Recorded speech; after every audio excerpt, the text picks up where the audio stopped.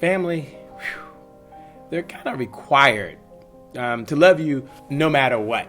And sometimes we take that and we push it right up to the edge, and then we push it a little more to the edge that we don't really see this there. We don't really see it's there. And I recall the scariest investment that I ever made as an entrepreneur. I found myself in a place where the money, as hard as I was trying, just wasn't coming in. I had the business card, I had the desk, I had the phone, but I was missing one critical piece. One, just all I needed was one. Do you know what that is? Clients. Yeah, some customers. Didn't have that. I'd taken some classes. I had spent money, sometimes $5,000, sometimes $10,000, even more than $15,000 course.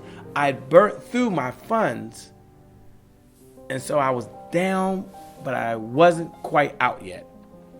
And so I reached out to my family member, and there was this person out in Rockland, California.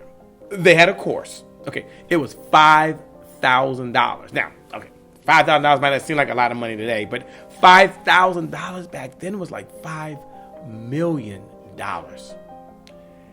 Whew. So I went to him, and the conversation went, I'd like to hold on to. See, we don't say borrow. We don't say loan. Like to hold on to. That's how we talk. Like to hold on to about $5,000. I've got this idea.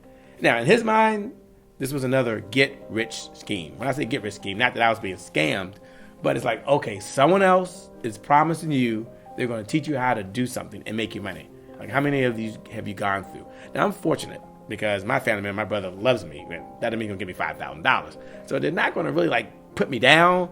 But we have this little thing that goes back and forth because he's my younger brother. So he has this way of saying, okay, so I've got to help bail you out again, that kind of mentality. But I didn't care because, you know, the pride was there, but the energy was still burning. I knew I could help people. If someone could just help me, help them. And so he gave me, borrowed, I should say, $5,000. I put the money on his credit card. Did I feel guilty? No. Because like I said before, sometimes family, they're required to love you, but not give you any money, by the way. But I took it right up to the edge. And I'm glad that that family member believed in me. But it was tough.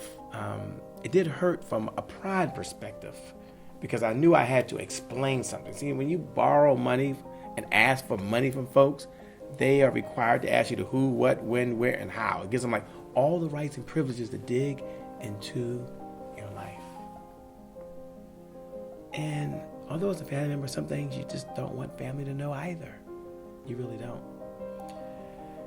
So what I learned from that is that as an entrepreneur, it's hard to ask for help.